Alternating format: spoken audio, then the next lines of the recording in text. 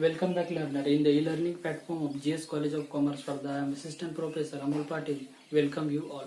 Today we would be solving first numerical problem of profit prior to incorporation. This video lecture for BCom 6M for financial accounting subject. Okay, तो ये example आपको ये question given रहेगा, तो question आपको description box में given रहेगा, उसको आप डाउनलोड कीजिए और मेरे साथ एग्जांपल को सॉल्व कीजिए. ठीक है, तो थोड़ा सा क्वेश्चन को मैं रीड आउट करता हूँ. इसमें आपको क्या करना है, इंपॉर्टेंट वाले पॉइंट पहले ध्यान में रखना है. सबसे पहले कि प्री कंस्ट्रक्शन वाला पीरियड निकालो और दूसरी चीज कि सेल्स वाला रेशो निकालो. ठीक है, तो यहाँ पे हम वर्किंग करेंगे जिसका नाम है रेशो. तो यहाँ पे दो रेशो कैलकुलेट होती है. यहाँ पे कितने रेशो कैलकुलेट होते हैं? दो रेशो. एक रहता है टाइम रेशो, और दूसरा रहता है सेल्स रेशो. तो पहले टाइम रेशो को हम पहले डिनोट करेंगे. तो चलो एग्जांपल को पढ़ते हैं. Abhay company limited was incorporate on 1 July 1990 to take over the business to take over the running business of Mr. Nandu with effect from 1st April 1990. ठीक है, यहाँ पर हमें ड्यूरेशन गिवन है, यहाँ पे हम पहले क्या निकालेंगे? Time period. तो हमने जो बिजनेस टेक ओवर किया था, कहाँ पर किया था? यहाँ पे. ये हो जाएगा हमारा. पहले तो परचेस किया, बिजनेस परचेस कब किया? तो बिजनेस परचेस करने का जो ये है, तो हमने बिजनेस परचेस कर लिया 1 अप्रैल. इफेक्ट कब से हो रहा है? 1 अप्रैल से. तो हमने बिजनेस को कब परचेस किया? 1 अप्रैल. उसको हम कहेंगे डेट ऑफ एक्वाइजिशन. ठीक है, हो गया हमारा डेट ऑफ एक्वाइजिशन. यहाँ पे हमने क्या कर दिया? तो मतलब यहाँ पे टेक ओवर हो गया. टेक ओवर का मीनिंग होता है, यहाँ पर हमने क्या कर दिया? सर्टिफिकेट मिल गया. तो यहाँ पे हम लिखेंगे cost of certificate of incorporation. तो इसकी जो डेट है वो कितनी है? 1 जुलाई. और यहाँ पर क्लोज होगा तो 31 मार्च को हमारा जो फाइनेंशियल ईयर होगा वो क्लोज होगा. मतलब यहाँ से लेकर यहाँ तक हमारी क्या थी? कंपनी थी. उसके पहले कौन सा बिजनेस था? तो सोल ट्रेडर वाला बिजनेस था. ठीक है, तो हमने पहले दो पीरियड में क्लासिफाई कर दिया और अभी पीरियड का कैलकुलेशन करते हैं. इस पीरियड को नाम देते हैं प्री और इस पीरियड को नाम देते हैं पोस्ट. इस पीरियड को नाम क्या देते हैं? पोस्ट. तो प्री में कितना ड्यूरेशन आएगा? अप्रैल, मई, जून. ये हो जाएगा मतलब जुलाई, 1 जुलाई है, इसका मतलब यहाँ पे कैलकुलेशन हो जाएगा अप्रैल, मई, जून.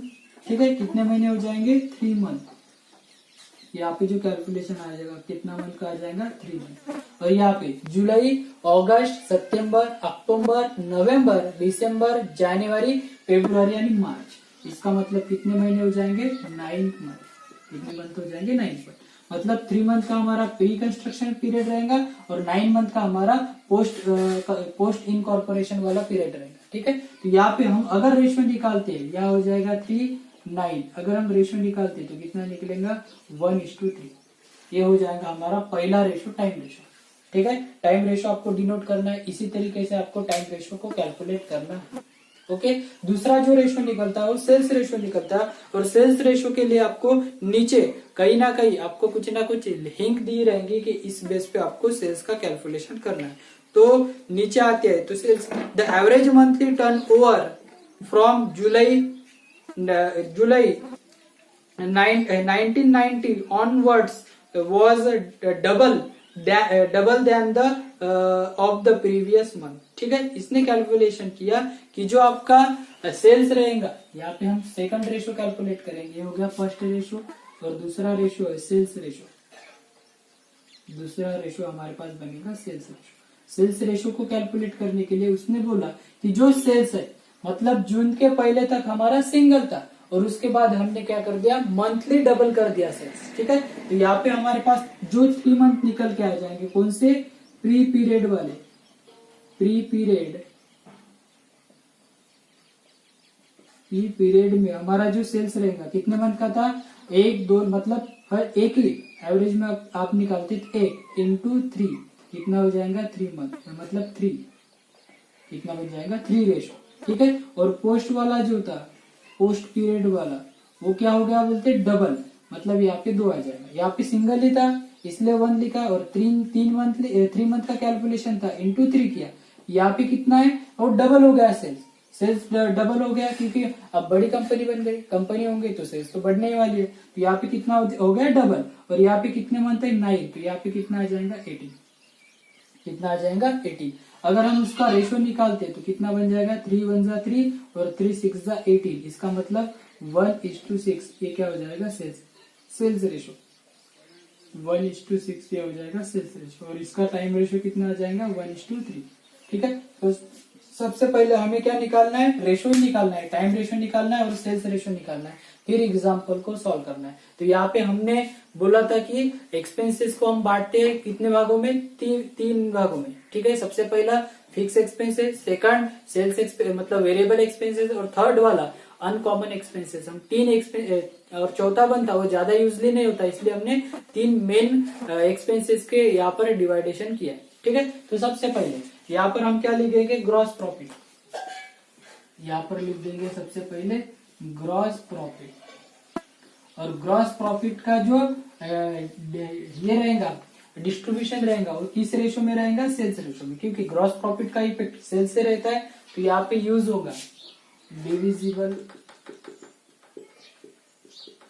इन सेल्स रेशो। डिविजिबल इन सेल्स रेशो। सेल्स रेशो कितना है, 1:6। कितना है, 1:6। तो अभी टोटल ग्रॉस प्रॉफिट निकालते हैं। टोटल ग्रॉस प्रॉफिट कितना है, 98,000। टोटल जो ग्रॉस प्रॉफिट है हमारा कितना है, 98,000। इसको हमने क्या कर दिया, 7 पार्ट में डिवाइड कर दिया और उसका कैलकुलेशन किया। 7 पार्ट में डिवाइड कर दिया, 1 आएगा यहाँ पर और 6 आएगा यहाँ पर। ठीक है। तो एक अगर आप निकालते हैं तो एक हो जाएगा 14,000, और अगर 6 का कैलकुलेशन आप करते हो तो 6 हो जाएगा 84,000। ये हो जाएगा इसका कैलकुलेशन। तो यहाँ पे हम लिख देंगे, प्री कंस्ट्रक्शन में आ जाएगा 1 वाला हिस्सा, इसलिए यहाँ पर हो जाएगा 14,000 और यहाँ पे हो जाएगा 84,000।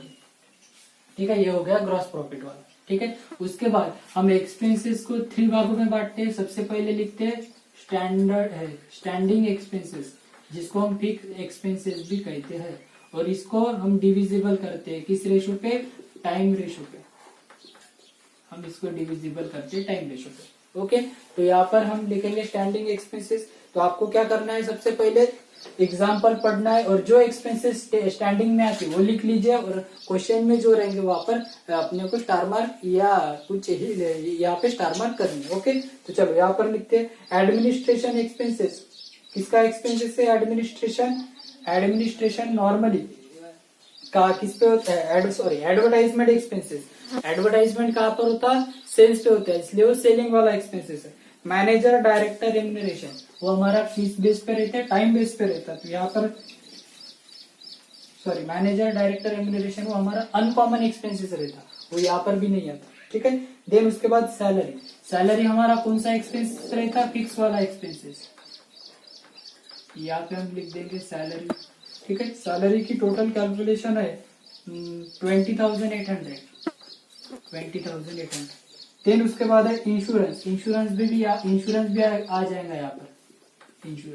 इंश्योरेंस की टोटल है 600।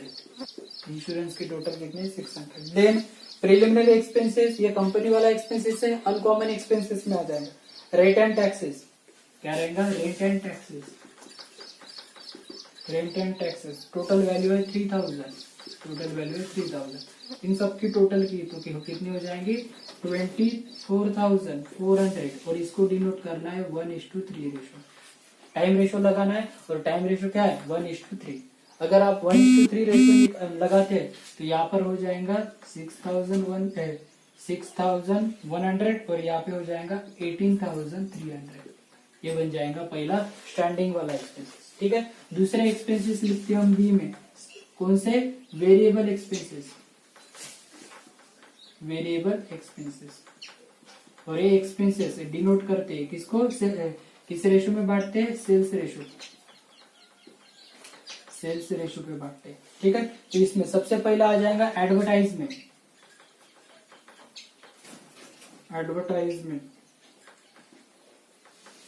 ठीक है। एडवर्टाइजमेंट के टोटल है 7,875। देन उसके बाद मैनेजर डायरेक्टर रेम्यूनरेशन यहाँ पे नहीं आता, सैलरी तो लिख लिया, इंश्योरेंस लिख लिया, प्रिलिमिनरी एक्सपेंसेस यहाँ पे नहीं आता, रेंट एंड टैक्सेस वो भी नहीं आता, डिस्काउंट उसके बाद कौन सा है डिस्काउंट, डिस्काउंट यहाँ पे आ जाएगा और डिस्काउंट की टोटल है 1,600, डिस्काउंट की जो टोटल है वो कितने 1,600, टोटल हो जाएगा 9,475 और इसको हम डिनोट करेंगे किस रेशो में, यहाँ पे सेल्स रेशो में, सेल्स रेशो है 1:6, कितना हो जाए 1:6, अगर हम इसको डिवाइड करते तो यहाँ पे आ जाएगा 1,354 और यहाँ पे आ जाएगा 8,121, ये हो जाएगा हमारा वेरिएबल एक्सपेंस। उसके बाद तीसरा जो एक्सपेंसेस आता है वो कौन सा रहता है अनकॉमन एक्सपेंसेस, कौन से एक्सपेंसेस रहते हैं अनकॉमन एक्सपेंसेस, और ये अनकॉमन एक्सपेंसेस से किस लिए लागू होते हैं पोस्ट पीरियड के लिए लागू होते हैं। जैसे कि हमने देखा यहाँ पर जैसे MD remuneration, MD manager director remuneration का मीनिंग क्या होते हैं, वो किस पे आता है कंपनी में काम करता है और कंपनी कहाँ पर है हमारी पोस्ट पीरियड में, तो यहाँ पे हम लिख देंगे managing director remuneration, managing director remuneration, manager director remuneration और टोटल है मैनेजर डायरेक्टर रेम्यूनरेशन की 9,000। इसको हम प्री पीरियड में नहीं लेंगे क्योंकि प्री पीरियड में तो कंपनी थी नहीं, क्या थी सोल ट्रेडर वाला फर्म था, तो इसलिए वो वहां पर नहीं आ जाएंगे। ठीक है, इसके बाद सभी एक्सपेंसेस अगर लिख लिए होंगे तो ठीक, इसके बाद हम क्या करेंगे टोटल करेंगे। ठीक है, यहाँ तक कि सबको समझ में आ जाएगा, आ गया। ठीक है, सबसे पहले हमने क्या कर दिया रेशो निकाले, रेशो में दो रेशो आते हैं, एक टाइम रेशो और एक सेल्स रेशो।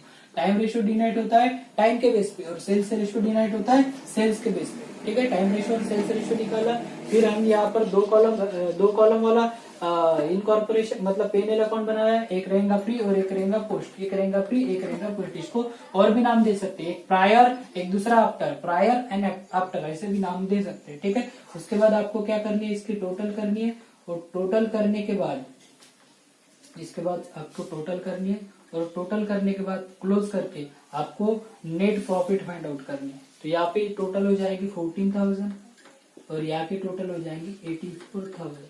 यहाँ पर भी टोटल हमें करनी है 14,000 और यहाँ पे आ जाएंगी 84,000। ठीक है, और यहाँ पे 14,000 और 84,000 निकालने के बाद यहाँ पर आ जाएगा नेट प्रॉफिट।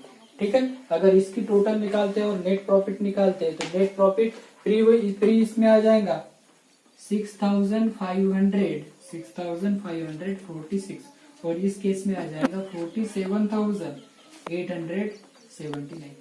ये हो गया हमारा क्या नेट प्रॉफिट। इसी तरीके से आपको एग्जांपल सॉल्व करना है। ठीक है, बाकी का नेक्स्ट लेक्चर में देखेंगे। ये हमारा फर्स्ट न्यूमेरिकल प्रॉब्लम था इसीलिए थोड़ा इजीली है। ठीक है, बाकी हम अलग अलग प्रॉब्लम सॉल्व करेंगे। तब तक के लिए धन्यवाद।